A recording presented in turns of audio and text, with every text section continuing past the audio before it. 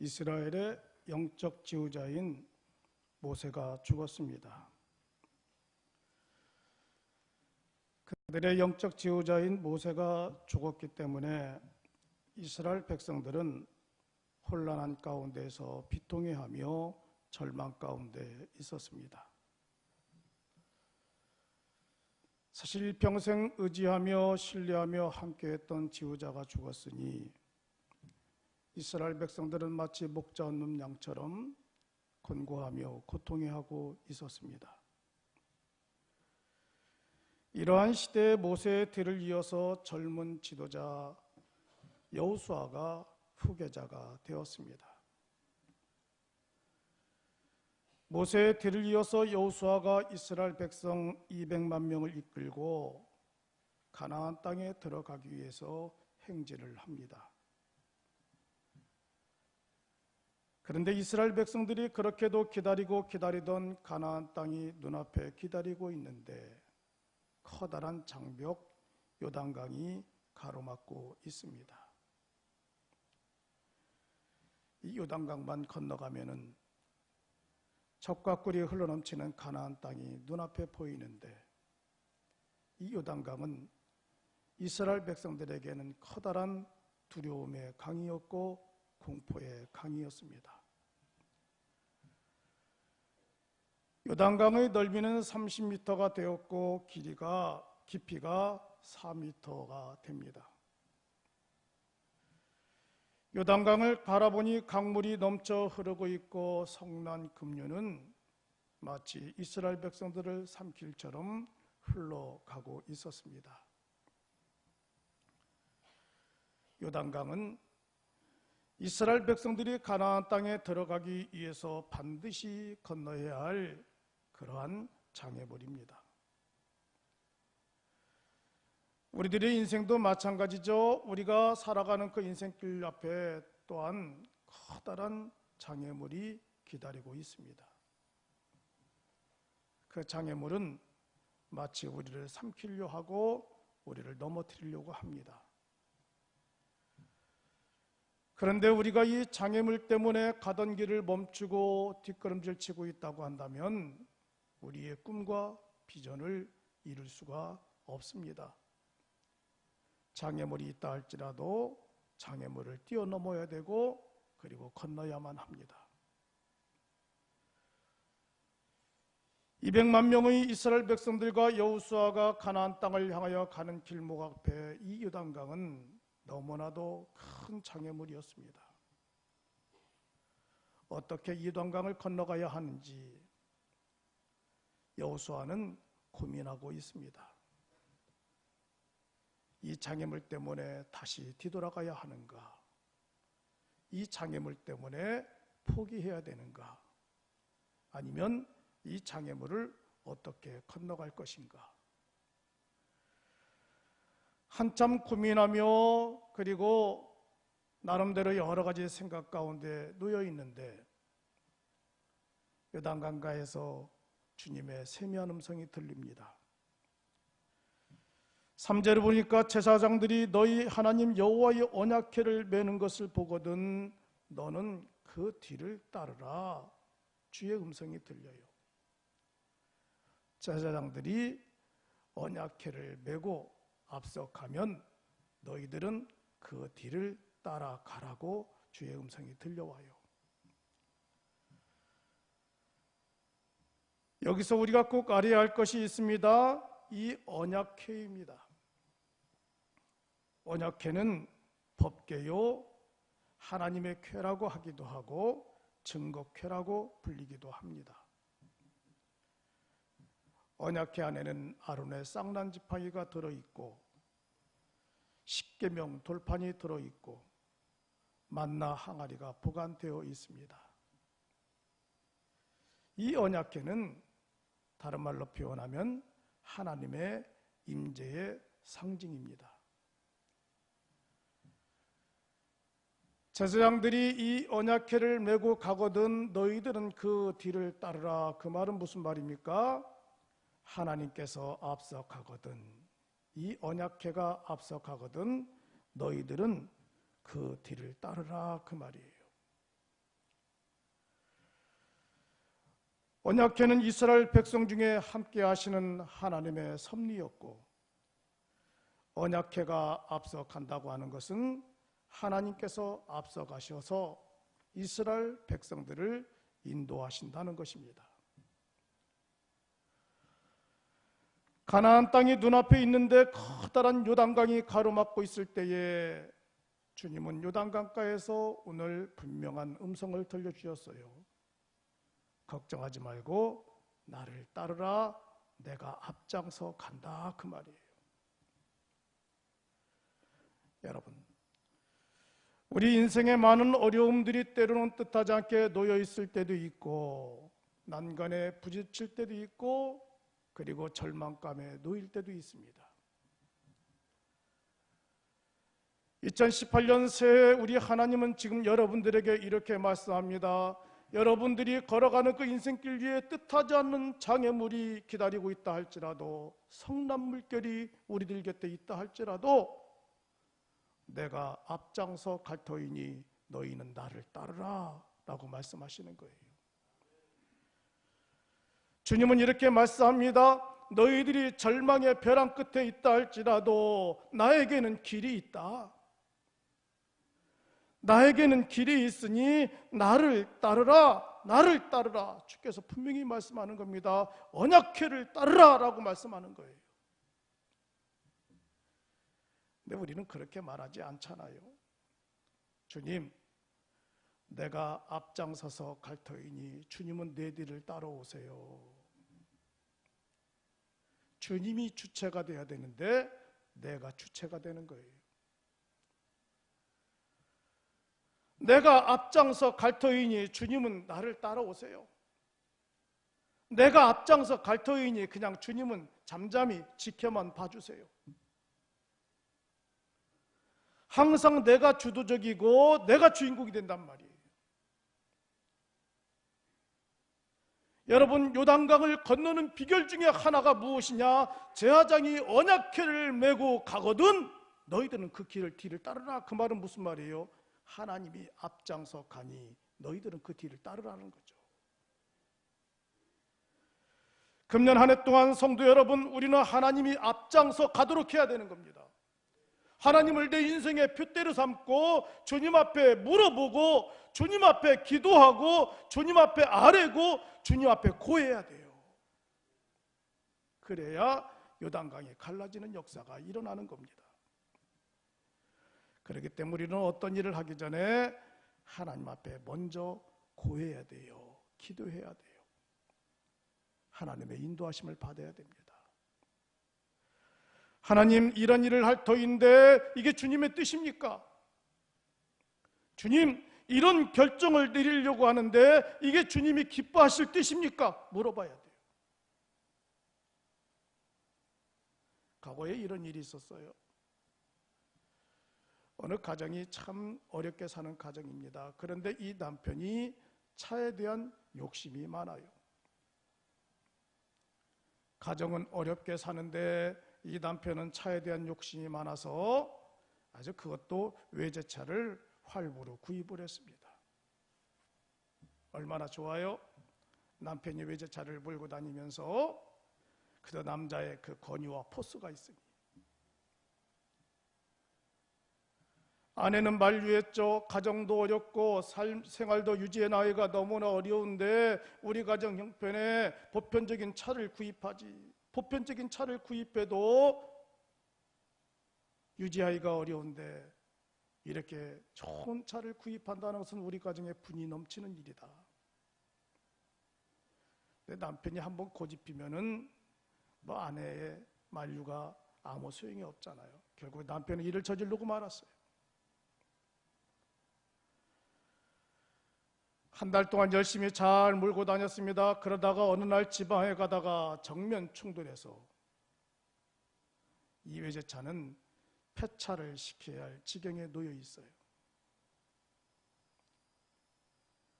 이 남편이 하나님 앞에 이렇게 항변하는 거예요. 하나님, 왜 이러십니까?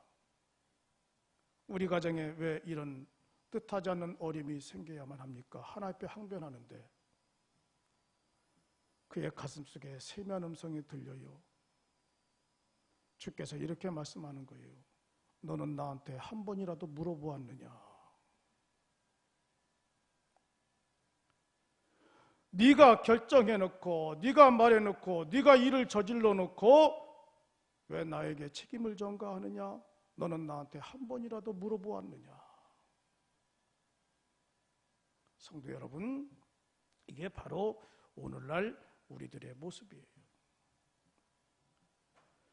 내가 결정해놓고 내가 행동해놓고 주님 따라오세요. 아니 주님 가만히 계세요. 이렇게 해놓고 나중에 모든 문제가 터지면은 주님 앞에 책임 전가하는 거예요.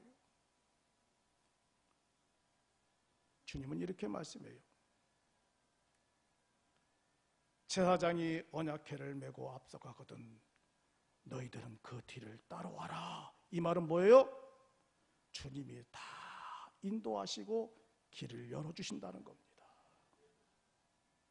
성도 여러분, 금년에 하나님 나는 주님만 따라가렵니다. 주님이 앞서가시옵소서. 주님이 행하시옵소서. 나는 주님이 행하신 일들 앞에 묵묵히 순종하며 따라가렵니다. 이럴 때에 요단강이 갈라지는 역사가 일어날 줄로 믿습니다. 나 이제 주를 따라가려네.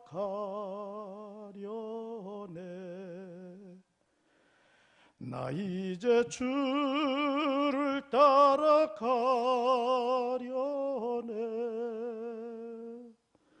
세상 죄길 버리고 생명길을 찾았네. 나 이제 주를 따라가려네.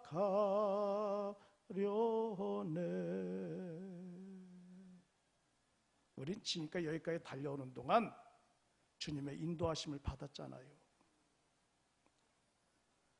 주님이 인도해 놓으신 길을 우리는 여기까지 왔고 우리는 누리며 행복하게 믿음 생활하고 있단 말이에요. 주님, 금년에도 주님이 앞서가시옵소서. 내가 따라가겠나이다. 이 은혜가 있기를 원합니다.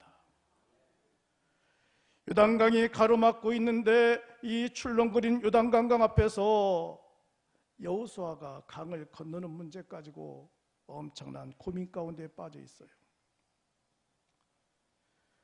여호수아는 어떤 고민을 했을까요?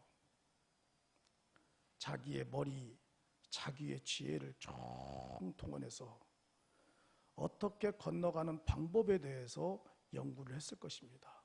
뗏목을 띄울까? 또 요단강변에 수심이 낮은 데가 어디인가? 이것저것 다 조사를 해봤을 거예요. 사람들의 머릿속에는 방법론에 대해서 고민을 하는 거예요. 어떻게 할까? 어떻게 할까? 이 방법론에서 고민하고 있는데 요단강가에서 주의 음성이 두 번째로 들립니다. 여호수아야, 너희 자신을 성결케 하라. 지금 여호수아의 고민은 뭐냐?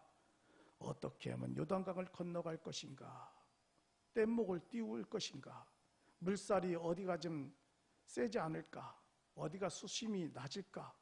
이것 때문에 고민하고 있는데 주님은 그 고민과는 전혀 다른 방법을 말씀하는 겁니다. 너의 자신을 성결케 하라. 문제 해결의 접근 방법이 우리와 하나님과는 다릅니다. 문제 해결의 접근 방법은 우리는 어떻게 하면 건너갈 것인가, 뗏목을 띄울 것인가, 수심이 낮은 데로 걸어갈 것인가, 물살이 또한 빠져나갈 때 그때 건너갈 것인가, 이런 방법론에 대한 접근이 있는데 주님의 접근 방법은 그렇지 않아요. 너희들에게는 지금 필요한 게 방법론이 중요한 것이 아니라 너의 자신을 성결하게 하라. 너희 자신을 깨끗하게 하라는 거예요. 지금 너희의 삶이 거룩한가? 너희 마음이 지금 하나님의 마음에 합당한 삶을 살아가고 있는가? 너희 자신을 돌아보고 너희 자신을 한번 깨끗하게 하라는 거예요. 우리는 다양한 문제에 봉착하면은 접근 방법이 똑같잖아요. 그렇게 해서는 안 돼. 이렇게 해야 돼. 이렇게 해서도 안 돼. 저렇게 해서도 안 돼.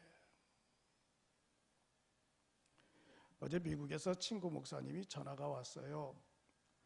아들이 오른쪽 손목 관절이 너무나 안 좋다라는 거죠. 한국에 내려가서 수술을 받아야 되는데 미국에서는 워낙 의료비가 비싸니까 한국에 가서 수술을 받아야 되겠다라는 거예요. 그래서 병원과 의사를 지금 저보고 좀 잘 어레인지 좀 해달라고 그러더라고요.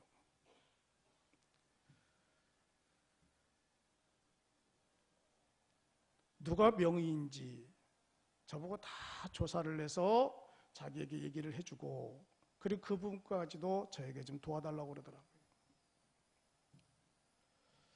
참 난감하죠. 제일 먼저 하나님 앞에 기도했어요. 하나님, 손목관절의 유명한 명의를 제가 알지도 못하는데 이렇게 미국에서 절박한 심정으로 저에게 부탁해 왔습니다. 누구를 찾아야 할까요? 기도하고 있는데 문득 제 머릿속에 스쳐 지나가는 의사가 생각이 나요. 그분은 내과 의사예요.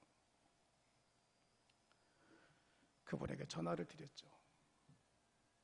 집사님, 이렇게 멕시코에서 선교 사역하다가 지금 미국에 계시는데 아들의 손목 관절 때문에 고통을 받고 있어요. 수술해야 되는데 좋은 의사를 소개해달라고 하고 또한 병원비도 혜택을 좀 받아야 되겠는데 집사님 혹시 아시는 닥터 가운데 소개해줄 만한 사람이 있겠습니까? 하고 물었더니 목사님 정확하게 전화를 잘 하셨습니다. 이러한 분이 있고요.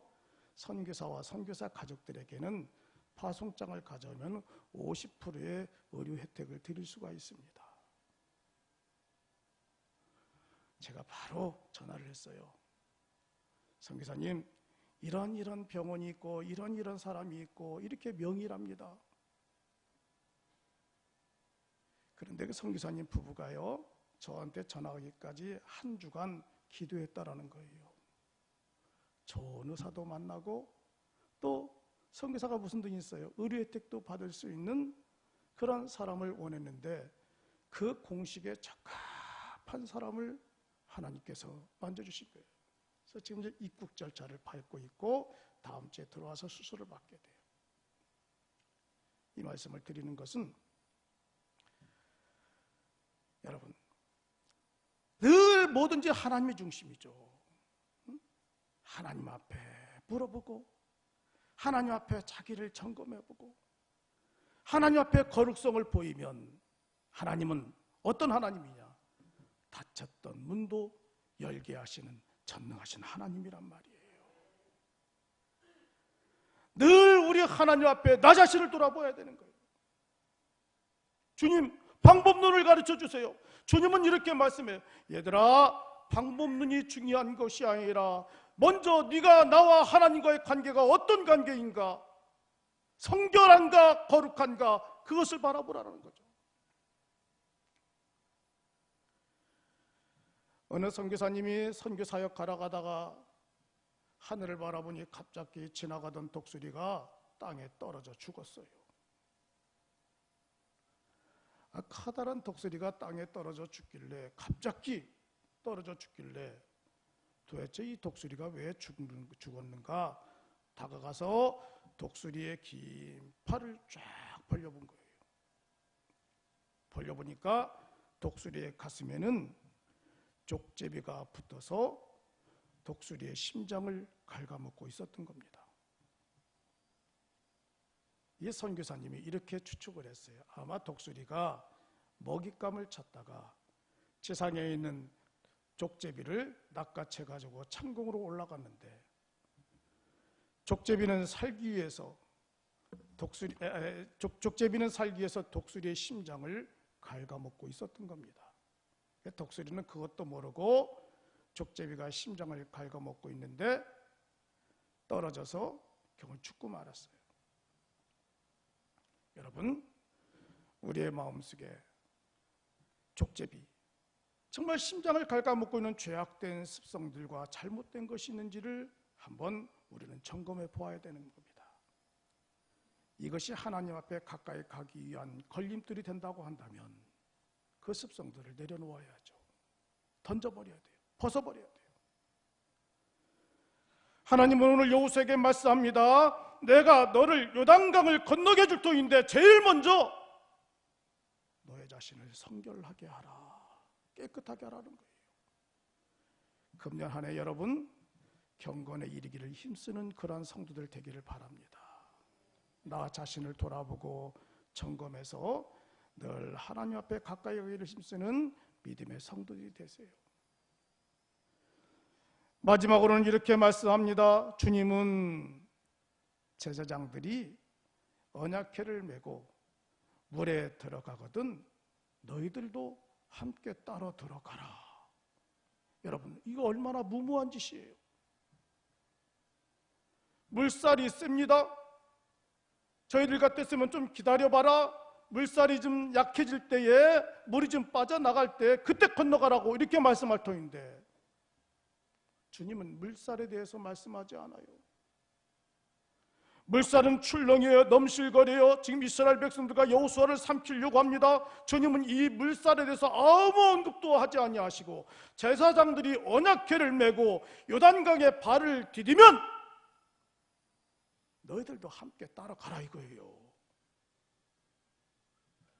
우리는 이러죠. 주님, 그러다가 물살에 다 휩쓸려 가서 죽으면 어떻게 해요? 물살에 다 빠지면 어떻게 해요? 주님 뭐라고 그래요?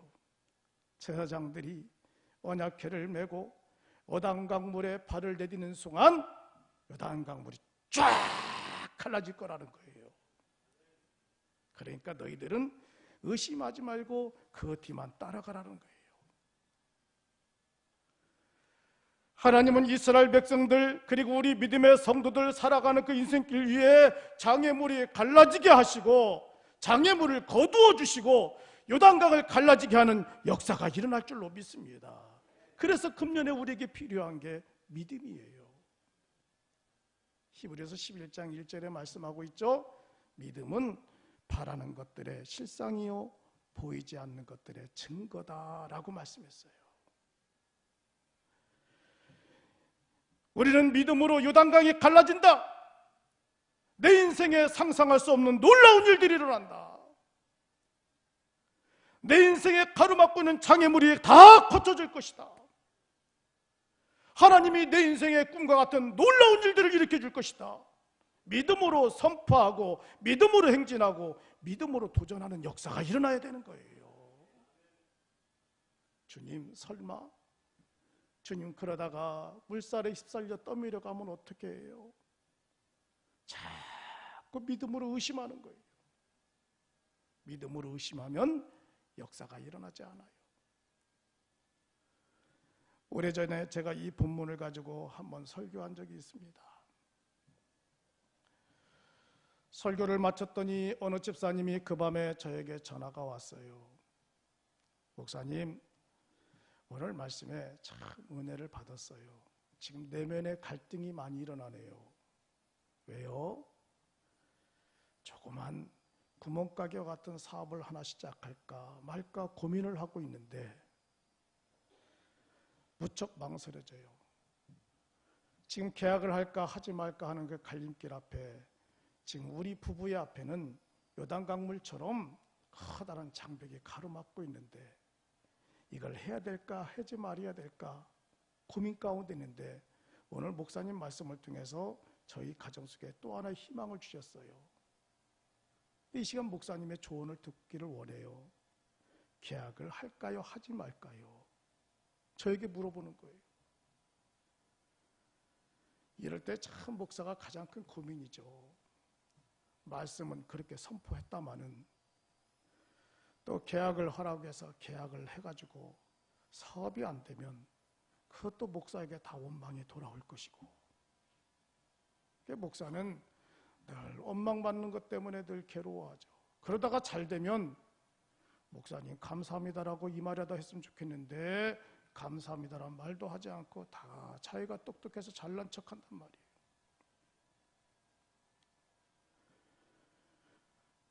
다른 말 하지 않았어요. 집사님, 그 말씀을 주신 것도 또 그 말씀을 받은 것도 하나님의 특별한 섭리입니다.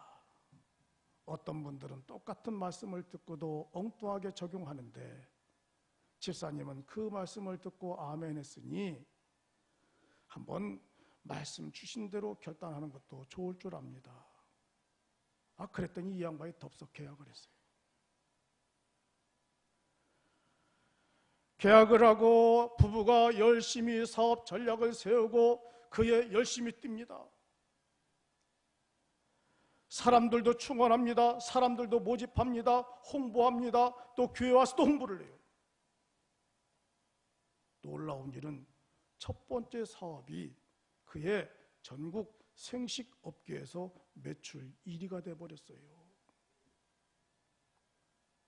지금도 그 매장은 그 생식업계에서 서로가 오려고 하는 매장이 돼버렸어요.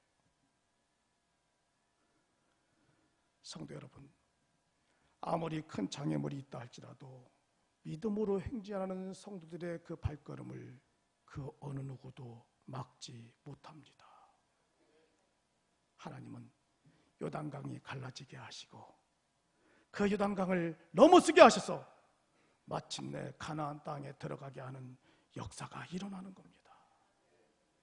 오늘도 금년 한 해 여러분들의 인생의 꿈과 같은 놀라운 일들이 일어나기를 주의 이름으로 축복합니다.